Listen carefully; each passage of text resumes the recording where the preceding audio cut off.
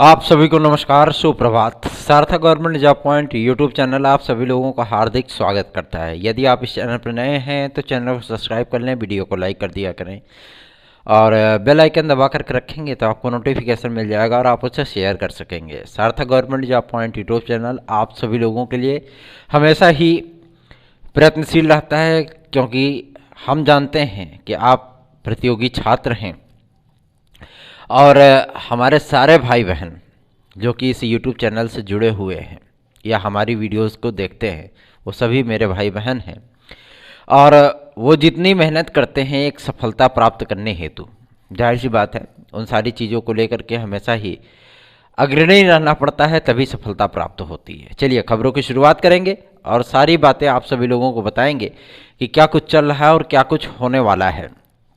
सर्वप्रथम आप सभी लोगों को एक जानकारी कल शाम को मैंने दी थी कि अब आपको परिणाम में 1 के बदले 3 देखने के लिए मिलेंगे, है ना।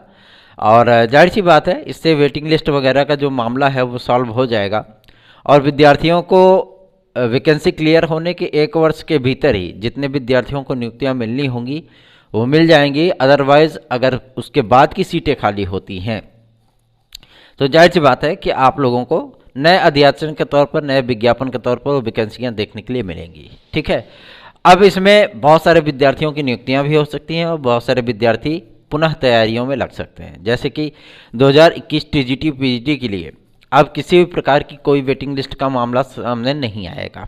ठीक, सारी चीज़ें वो डिक्लेयर हो चुकी हैं और अब चयन बोर्ड के पास कोई पद भी नहीं है कि 2021 या 2021 के टीजीटी पीजीटी को लेकर के किसी भी प्रकार का कोई केस अब जो है चयन बोर्ड के पास पेंडिंग नहीं है। ठीक है, कुछ मामले कोर्ट में चल रहे हैं जिनके लिए सीटें रिजर्व रखी गई हैं, बाकी अब किसी भी प्रकार का कोई मामला शेष नहीं है। तो जो विद्यार्थी 2021 या 2021 में टीजीटी और पीजीटी के हैं वो विद्यार्थी अपनी अगली तैयारी पर ध्यान दें, वेटिंग की चिंता छोड़ दें, मतलब वेटिंग की चर्चा ही ना करें।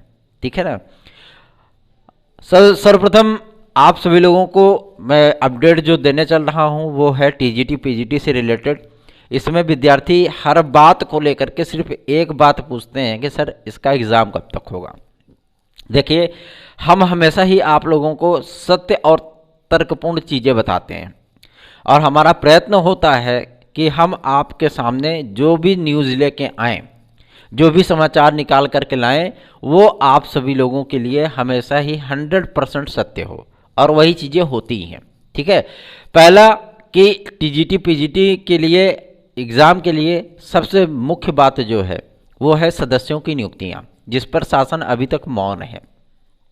ठीक है, और बहुत कुछ प्रयास करने के बाद, इंटरनल तरीके से बहुत प्रयत्न करने के बाद ये चीज़ें समझ में आई, क्योंकि आप कहेंगे कि आपके घर में तो मंत्री जी हैं, है ना, फिर भी आप चीज़ें नहीं आसान कर पा रहे हैं। तो हर जगह जो है मंत्रियों की ही नहीं सुनी जाती, कुछ मुख्यमंत्री भी होते हैं। ठीक, और नियुक्ति और चयन ये 2 ऐसे डिपार्टमेंट हैं जिनका पूरी जिम्मेदारी पूरी तरीके से ये मुख्यमंत्री के अंडर में आते हैं। ठीक, तो मंत्री जो है रिक्वेस्ट उनसे कर सकते हैं, उनको आदेश नहीं दे सकते हैं। ठीक है ना, और जब तक उनसे दिशा निर्देश नहीं प्राप्त होगा, जब तक उनसे आदेश नहीं प्राप्त होगा, तब तक मंत्री भी अपने अधिकारियों को आदेश नहीं कर सकते। सीधी सी बात है ना। तो तमाम चीज़ें होती हैं, वो एक जगह एक बंदा ही कार्य नहीं कर सकता। ठीक है, और रही बात उन्हीं के माध्यम से ये सूचना प्राप्त हुई है कि माध्यमिक शिक्षा सेवा चयन बोर्ड की बहाली आप लोगों की वो नवंबर लास्ट तक मुमकिन है। ये चयन बोर्ड ही होगा या आपका नया आयोग होगा, ये चीज़ें आपको नवंबर लास्ट तक ही पता चलेंगी। आज 13 तारीख है और अभी हमारे पास टोटल 17 दिन का टाइम बचा है इस नवंबर में, है ना। और इस दौरान जो भी चीज़ें घटित होनी हैं वो विद्यार्थियों के लिए बेहद महत्वपूर्ण होने वाली हैं। एक तरीके से सुगबुगाहट है नई शिक्षा नीति को लेकर के।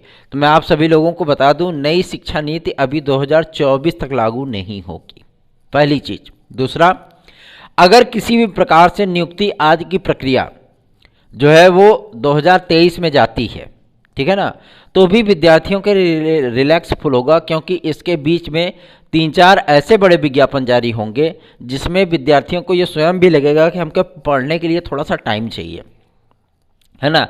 और टीजीटी पीजीटी के विद्यार्थियों को बहुत भरपूर टाइम मिला है। आपका पूरा जुलाई, अगस्त, सितंबर, अक्टूबर, नवंबर चल रहा है, 5वां महीना चल रहा है ना।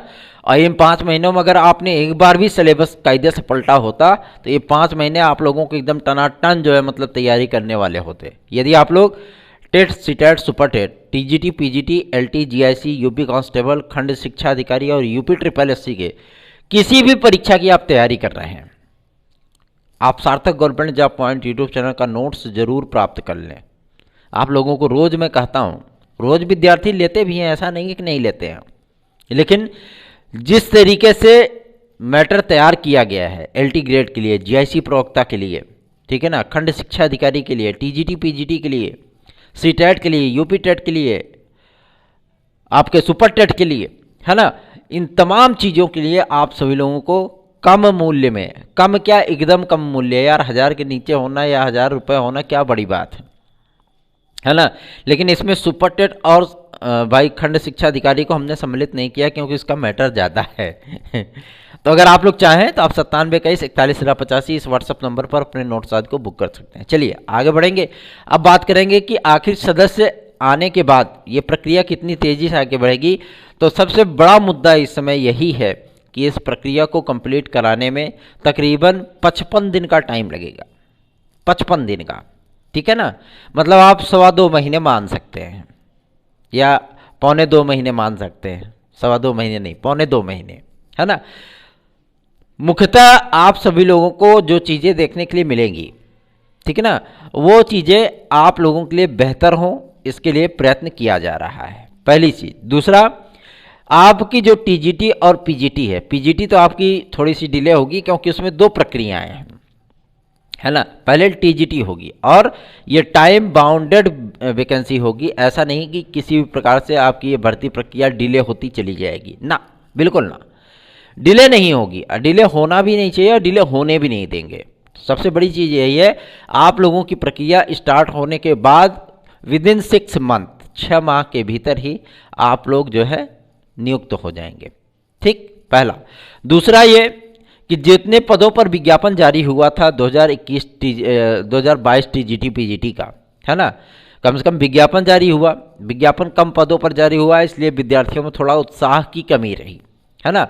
और इसमें काफ़ी सारी चीज़ें परिवर्तित हुई हैं जो कि भूतपूर्व में मतलब कहीं छात्र नियुक्त हो चुके हैं, मतलब अध्यापक है, टीजीटी के लिए अप्लाई करना चाहते हैं। तो इस बार एनओसी का जो मामला है ना, पिछली बार तो चलिए कोर्ट में जाकर के विद्यार्थी ले आए थे आपके 69,000 शिक्षक भर्ती में, है ना, 68,500 के विद्यार्थी, लगभग 17,000 विद्यार्थियों ने सीट बर्बाद की थी। सोच लीजिए 17,000 विद्यार्थी, वो 17,000 सीटें किसी बेरोजगार भाई बहन को प्राप्त हो सकती थी, है ना। इन सारे मुद्दों को लेकर के अधिकारियों के सामने बहुत ही तर्कपूर्ण मैटर रखे गए हैं और सबसे बड़ी चीज़ यह है कि इस पर मंत्री जी भी सहमत हैं कि ऐसी प्रक्रियाएं नहीं होनी चाहिए, सीटें बर्बाद नहीं जानी चाहिए, किसी भी विद्यार्थी, किसी को ज़रूरतमंद को ये सीटें मिल सकती हैं। और इस बार टीजीटी पीजीटी में, इस बार आपके सुपर टेट में, एडेड जूनियर में और आपकी प्राथमिक शिक्षक भर्ती में जो नई आने वाली है एलटी ग्रेड जीआईसी में, इस प्रकार का मामला सामने ना आने पाए, इस प्रकार के कार्य ना हो, इसके लिए शुरुआत से ही प्रयत्न किए जा रहे हैं। जो विद्यार्थी पूर्ववत में कहीं चयनित हैं उन विद्यार्थियों को समान वेतन समान कार्य के लिए अप्लाई ही नहीं करने देना है, ठीक है। इसके लिए शासन से बहुत रिक्वेस्ट की गई और शासन ने इस पर बहुत कड़ा नियम पूर्वक, ताकि उसको कोर्ट में भी चुनौती न दी जा सके, एनओसी आदि की व्यवस्था की है, ठीक है ना, ताकि विद्यार्थी किसी भी हालत में जो है सीट को बर्बाद करने से चूक जाएं। अब कुछ लोग होते हैं कि मतलब वो अपने आप को शो ही नहीं करते हैं कि हम कर्मचारी हैं भी, है ना। ऐसे लोगों को कैसे पकड़ा जाए, इसके लिए भी सिस्टम बन चुका है, ठीक है। क्योंकि अगर आप संबंधित डिपार्टमेंट से संबंध रखते हैं, आप एजुकेशन डिपार्टमेंट में हैं और आप टीजीटी टीचर हैं या एलटी टीचर हैं, अब फिर कहीं दूर हैं लेकिन आप पास में आना चाहते हैं और एग्ज़ाम देना चाहते हैं, तो आपको जो मतलब पहचाना कैसे जाए कि आप टीचर हैं, है ना। तो सबसे बड़ी चीज़ है कि पूरी लिस्ट जो है वो माध्यमिक शिक्षा सेवा चयन बोर्ड को उपलब्ध करा दी गई है, ठीक है। इसी की प्रक्रिया में लगे हुए थे, पूरा सिस्टम लगा हुआ था। पूरी लिस्ट जो है माध्यमिक शिक्षा सेवा चयन बोर्ड के पास उपलब्ध है, और पूरी लिस्ट जो है वो बाकायदा फार्मों की स्कैनिंग के साथ ऐसा सॉफ्टवेयर जो है तैयार कराया गया है कि उसमें पूरी लिस्ट जो है मौजूद है। अगर वो विद्यार्थी, वो पिता का नाम, वो डेट ऑफ बर्थ, वो एड्रेस मैच करता है तो जाहिर सी बात है वो विद्यार्थी तुरंत ही जो है ब्लैक लिस्ट में आ जाएंगे फट से। ऐसा नहीं कि उनको परीक्षा देने से रोका जाएगा। अगर वो परीक्षा देते भी हैं तो अगर समान वेतन पे हैं और समान कार्य के लिए हैं तो वो विद्यार्थी अपनी नियुक्तियां नहीं ले पाएंगे। क्यों? क्योंकि एनओसी का मामला ही उनके ऊपर तुरंत एनओसी ठोक दी जाएगी, है ना, कि आप ले आइए, और एनओसी दिया नहीं जाएगा। अधिकारियों को स्पष्ट मना कर दिया गया है इस बात के लिए कि कोई एनओसी नहीं जारी होगी, ठीक है ना। तो जाहिर सी बात है कि आप सभी लोगों को थोड़ा सा बेहतरीन विकल्प देखने के लिए मिलने वाला है, ठीक। और रही बात आपके टीजीटी पीजीटी की, तो न टीजीटी पीजीटी आपकी दिसंबर में होगी ना तो जनवरी में होगी। ये परीक्षा आपकी फरवरी में जाएगी। मार्च में आपकी परीक्षा जाएगी प्रवक्ता की, ठीक है। यही फाइनल है, यही टच है, ठीक। आगे बढ़ेंगे, अब बात करेंगे आपके एडेड जूनियर के लिए। एडेड जूनियर की प्रक्रिया कल नहीं परसों तक काफ़ी सारी स्थितियां इसकी स्पष्ट हो जाएंगी, ठीक है। और ये स्थितियां स्पष्ट होने के बाद विद्यार्थियों को बहुत जल्दी ही मेरिट सूची आदि भी देखने के लिए मिल सकती है, क्योंकि पदों का वेरिफिकेशन हो गया, पदों का डिवाइडेशन हो गया, है ना। ईडब्ल्यूएस के आरक्षण के तहत पदों को अलग कर दिया गया है, ठीक है। और ओबीसी, एससी, एसटी इन विद्यार्थियों के लिए भी सीटें अलग कर दी गई हैं इनके रिजर्वेशन के अकॉर्डिंग, ठीक है। और जनरल की भी सीटें अलग की गई हैं। तो सारी चीज़ें जो है वो डिवाइड कर दी गई हैं, ठीक। और अब विद्यार्थियों के लिए क्या क्या डॉक्यूमेंट चाहिए काउंसलिंग आदि के लिए, और उनको कहाँ काउंसलिंग कराना है, किस तरीके से शेड्यूल को लेकर के आगे बढ़ना है, इस पर जो है लगातार कार्रवाई चल रही है। आज संडे है, आज कुछ होना नहीं है। कल की डेट में बहुत ही महत्वपूर्ण मीटिंग होने वाली है बेसिक शिक्षा विभाग में और आपके लोक सेवा आयोग में। दो जगह पे एक महत्वपूर्ण मीटिंग होने वाली है जिसमें कई चीज़ें आप लोगों को परिवर्तित होती हुई दिखेंगी। अब बात करेंगे आपके यूपी टेट के लिए 2022 का विज्ञापन। बहुत सारे विद्यार्थी चाहते हैं कि सुपर टेट का विज्ञापन पहले आ जाए, है ना। और बहुत सारे विद्यार्थी ये चाहते हैं कि जब तक यूपी टेट 2022 ना हो जाए तब तक विज्ञापन ना आए। कई विद्यार्थियों ने हमारे पास व्हाट्सएप पे मैसेज भेजा था। मैं आप सभी लोगों को इस बात के लिए आश्वस्त करना चाहता हूं कि आपका सुपर टेट का विज्ञापन तभी जारी होगा जब तक कि यूपी टेट 2022 कंप्लीट नहीं हो जाता, ठीक। वो काफ़ी सारे विद्यार्थियों को इसमें मतलब अजीब सा भी लगेगा, बुरा भी लगेगा कि सर जो मतलब इस चीज़ की बात कर रहे हैं, लेकिन बहुत सारे विद्यार्थी जो नए नए हालताज में बीएड करके आए हैं वो विद्यार्थी क्या जो है मतलब इतनी देर से वैकेंसी नहीं आई, 4 साल 4.5 साल हो रहे हैं, है ना। उसके बाद अगर वैकेंसी आएगी और उसके पहले आ गई तो कितने विद्यार्थियों को कितनी तकलीफें होंगी, है ना। इसलिए यूपी टेट 2022 कंप्लीट होने के बाद ही सुपर टेट की प्रक्रिया आरंभ हो, इसके लिए लगातार मंत्री महोदय को ज्ञापन दिया गया और मंत्री महोदय ने इसको एक्सेप्ट भी किया है, ठीक। ऐसा नहीं कि मतलब आपकी प्राइमरी की वैकेंसी नहीं आएगी, प्राइमरी की वैकेंसी 100% आएगी, 110% आएगी, उसमें कोई दो राय नहीं है, ठीक है ना। क्योंकि हमारी आदत है कि हम हर चीज़ आप सभी लोगों को 110% की गारंटी लेकर के बताते हैं और वही चीज़ें होती हैं, ठीक है। चलिए आगे बढ़ेंगे। अब बात करेंगे आपके सबसे महत्वपूर्ण मुद्दे पर जो कि संबंधित है एलटी ग्रेड, जीआईसी प्रवक्ता और खंड शिक्षा अधिकारी के लिए। खंड शिक्षा अधिकारी की अर्हता में थोड़ा सा बदलाव इस बार आप लोगों को देखने के लिए मिल सकता है क्योंकि इस पर शासन सहमत हो चुका है।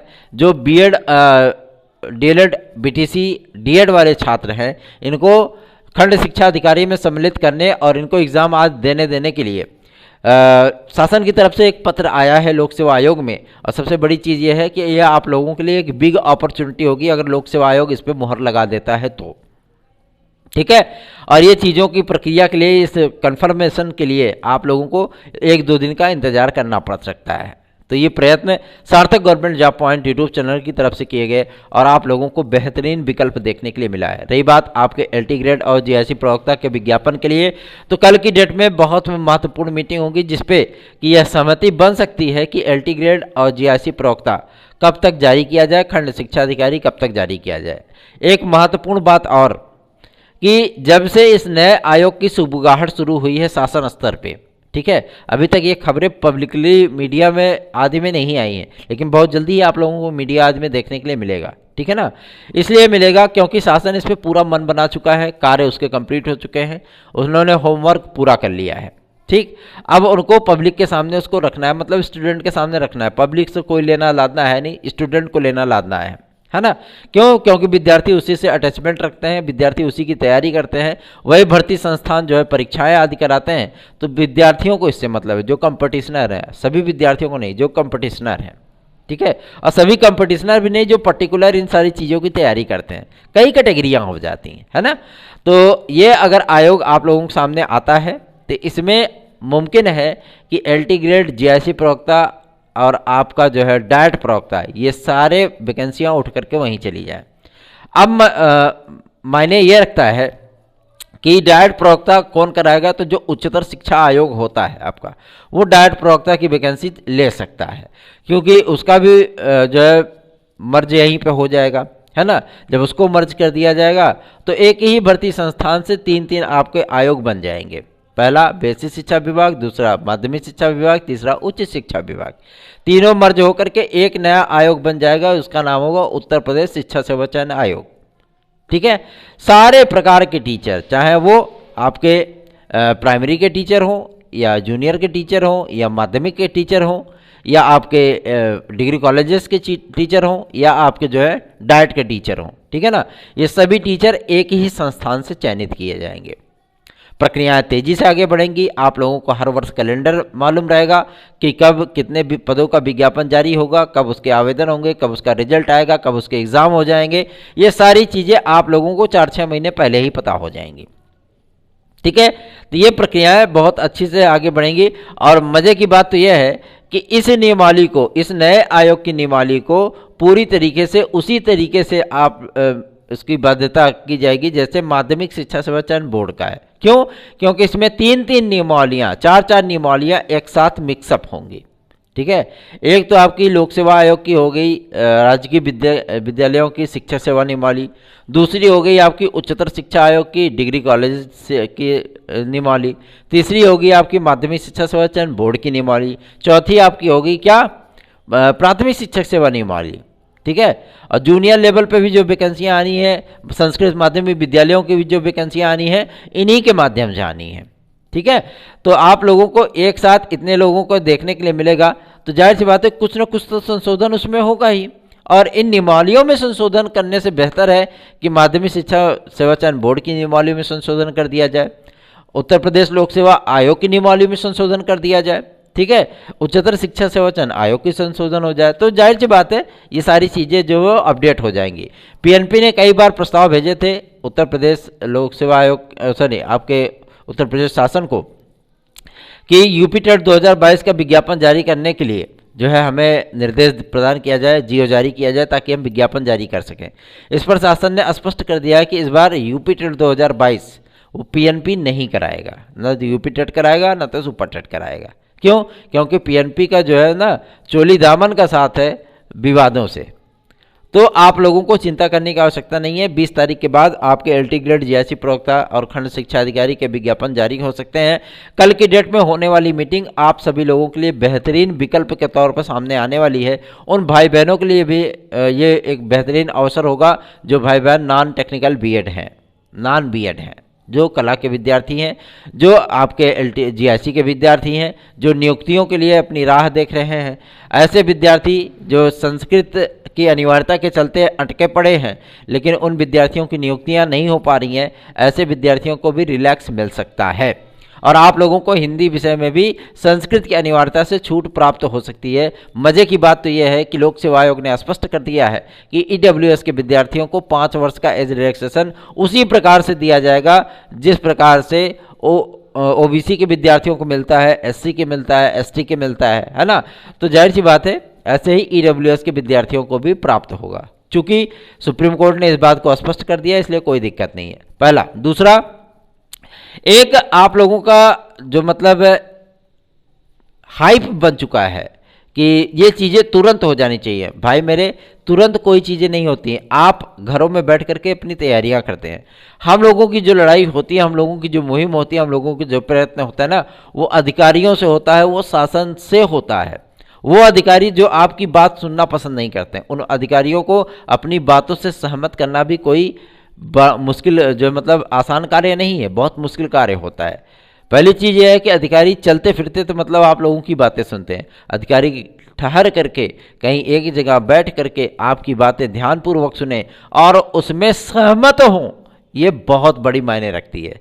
और ये कार्य सार्थक government job point YouTube channel ने बखूबी निभाया है, तभी आप लोगों की LT ग्रेड, GIC प्रवक्ता और खंड शिक्षा अधिकारी का विज्ञापन सुनिश्चित हुआ है। ठीक है, मैं नहीं चाहता कि LT ग्रेड और GIC प्रवक्ता जो है वो नए आयोग के पास जाए, क्योंकि अगर नए आयोग के पास जाता है तो आपकी परीक्षाएं फरवरी में हो पाना थोड़ी सी मुश्किल कार्य में पड़ जाएंगी। ठीक है ना, क्योंकि मैं भी यही चाहता हूं कि फरवरी में हर हाल में आपका LT ग्रेड तो निश्चित हो जाए, GIC प्रवक्ता का प्रीलिम्स हो जाए, ठीक है, और अप्रैल में मेंस हो जाए, जुलाई तक आप लोगों को नियुक्तियां मिल जाए। ठीक है, यही प्रयत्न है और इसी पे हम जोर भी डाल रहे हैं और यही चीज़ें होंगी भी। ठीक है, इसके लिए निश्चिंत रहिए। सार्थक government job point YouTube channel subscribe कर लीजिए, वीडियो को लाइक कर दीजिए, चैनल को शेयर जरूर कर दिया करें। आप लोग शेयर नहीं कर रहे हैं, सब्सक्राइबर नहीं जोड़ रहे हैं, ये सबसे बेकार बात है, आप हमारा भी उत्साह भंग कर दे रहे हैं। ठीक है, अब बात करेंगे कमेंट आज की। कई विद्यार्थियों ने बहुत अच्छे कमेंट किए हैं, बहुत अच्छा लगा पढ़ करके आप लोगों के विचारों को। कुछ भाई लोगों का ये कहना है कि आपकी वीडियो देखने के बाद आदत सी पड़ जाती है आपकी। धन्यवाद इसके लिए, इतना सम्मान देने के लिए हमें। आप सभी को मैं दिल से धन्यवाद देता हूं इतना स्नेह देने के लिए। एक सब्सक्राइबर ने हमारे हमसे सवाल पूछा था कि सर आपने जो बीएड के इंस्टीट्यूट बताए उसका एड्रेस हमें बता दीजिए। मैं आप सभी लोगों को बता दूंगा कि ये एड्रेस आप लोगों का प्रयागराज जिले में पड़ता है। प्रयागराज में पणिला महादेवन एक मंदिर है जो कि फाफामऊ के रास्ते पर पड़ता है। ठीक है, वहाँ के आगे थोड़ा सा पणिला महादेवन मंदिर के आप थोड़ा सा आगे बढ़ेंगे तो वहाँ पे एक चौराहा पड़ता है जिसका नाम है कमला नगर कमला नगर चौराहे से सीधी सड़क लगी है धोसड़ा के लिए। ठीक है ना, आप वहाँ पे किसी से भी पूछ लेंगे कि तुलसीराम यादव महाविद्यालय कहाँ पे स्थित है, सभी आपको बता देंगे।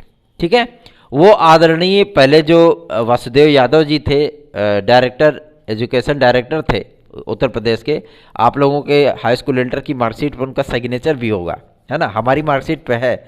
तो आप लोगों को जो है मतलब वहाँ पे 50 सीटें उत्तर प्रदेश राजर्षि टंडन मुक्त विश्वविद्यालय की बीएड की देखने के लिए मिलेंगी। फीसें बहुत कम है, फीस इसकी इसलिए कम है क्योंकि इसमें 2 वर्ष का आप लोगों का शैक्षिक अनुभव मांगता है कि आप अध्यापक होंगे तभी आप जो है इसमें अप्लाई कर सकते हैं। ठीक है, एक विद्यालय आपका पड़ता है उपरदहा डिग्री कॉलेज बरौत हडिया। ये हडिया आपका पड़ता है जो है गोपीगंज बनारस वाली रूट पे। ठीक है ना, पूरा 4 लेन का हाईवे है, आप लोगों को आने जाने में भी कोई दिक्कत नहीं हो। वहाँ भी 50 सीटें हैं। ठीक है, हडिया के आगे आप थोड़ा सा आगे जाएंगे, मतलब गोपीगंज आपको नहीं जाना है, आप हडिया से ज़्यादा से ज़्यादा 4 किलोमीटर आगे बढ़ेंगे, आपको उपरदहा डिग्री कॉलेज बरौत देखने के लिए मिलेगा। वहाँ पे अरविंद